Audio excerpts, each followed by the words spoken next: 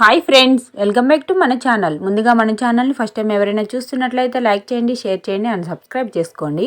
ఈరోజు బాదం పూరి తయారీ విధానం చూద్దాం. చాలా అంటే చాలా టేస్టీగా, పైన క్రిస్పీగా, లోపల జ్యూసీగా చాలా బాగుంటుంది. ఒకసారి తిన్నాక మళ్ళీ మళ్ళీ తినాలనిపిస్తుంది. ఇది ఇంట్లోనే చాలా సింపుల్గా ఎలా ప్రిపేర్ చేసుకోవాలో చూద్దాం. చూడండి, చూస్తేనే నోరూరుతుంది కదా. ప్రాసెస్లోకి వెళ్ళిపోదాం.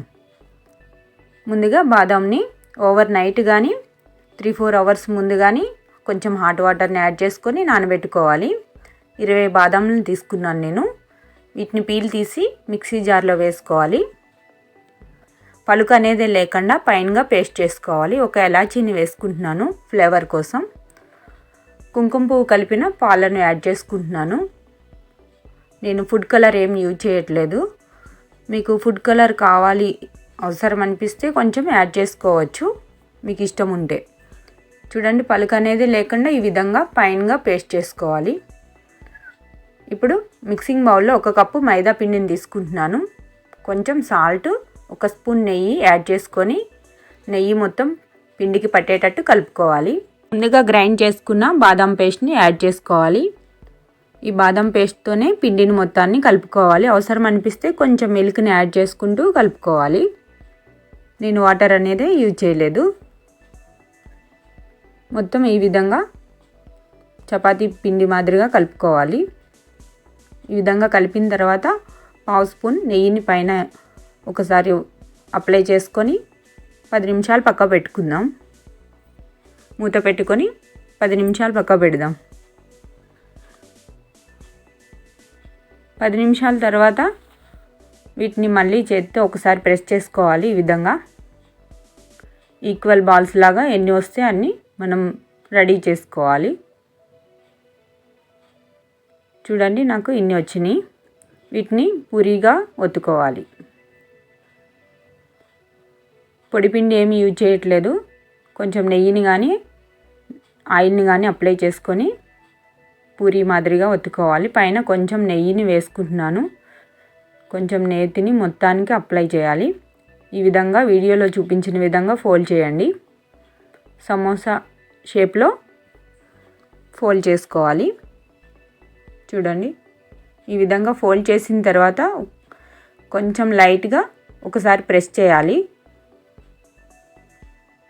ఈ విధంగా ప్రెస్ చేసిన తర్వాత మనం ఆయిల్లో వేయించేటప్పుడు ఈ లేయర్స్ అనేవి విడిపోకుండా ఒక లవంగాన్ని ఈ విధంగా స్టిక్ చేసుకోవాలి. అన్నీ ఈ విధంగానే ప్రిపేర్ చేసుకోవాలి. మిగతా వాటిని కూడా చాలా సింపుల్గా చూడండి, వీడియోలో చూపించిన విధంగా ప్రెస్ చేసుకోండి. నేనైతే ఈ షేప్లో చేసుకుంటున్నాను.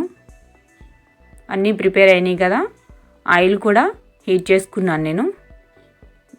ఈ ఆయిల్లో 2-3 వేసుకొని వేయించుకోవాలి. క్రిస్పీగా గోల్డెన్ బ్రౌన్ కలర్ వచ్చే వరకు 2 సైడ్స్ తిప్పుకుంటూ వేయించుకోవాలి. చూడండి ఎంత కలర్ఫుల్గా కనిపిస్తున్నాయో. మిగతా వాటిని కూడా ఈ విధంగానే వేయించి తీసుకోవాలి. రెడీ అయిపోయినాయి చూడండి బాదం పూరి.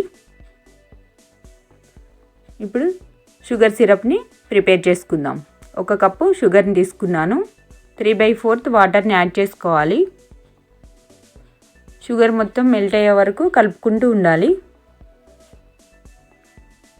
షుగర్ మొత్తం కరిగిన తర్వాత 1 స్పూన్ ఎలాచీ పౌడర్ని యాడ్ చేసుకోవాలి.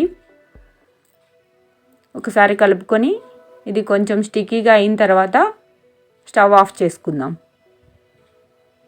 దీనికి పాకం ఏం అవసరం లేదు.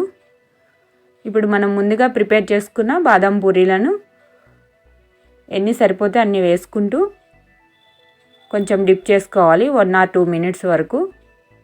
ఎక్కువసేపు డిప్ చేయకూడదు, ఎందుకంటే ఇది బాగా సాఫ్ట్గా అయిపోతుంది.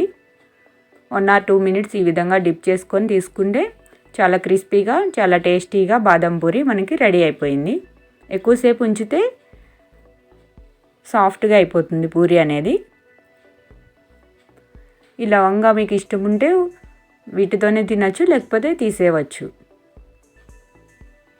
చాలా అంటే చాలా టేస్టీగా ఉంటుంది. చూడండి, రెడీ అయిపోయినాయి. ఇప్పుడు ఒక ప్లేట్లో తీసుకుందాం. మిగతా వాటిని కూడా ఈ విధంగానే డిప్ చేసి తీసుకోవాలి షుగర్ సిరప్లో. తర్వాత సర్వ్ చేసుకుందాం. ఎంతో టేస్టీగా, చాలా సింపుల్గా ఇంట్లోనే ఈజీగా బాదం పూరి రెడీ.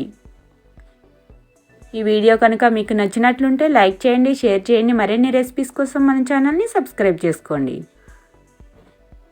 మీరు కూడా ఒకసారి ట్రై చేసి ఏ విధంగా వచ్చిందో కామెంట్ సెక్షన్లో షేర్ చేసుకోండి. చూడండి, చాలా చాలా టేస్టీగా బాదం పూరి రెడీ.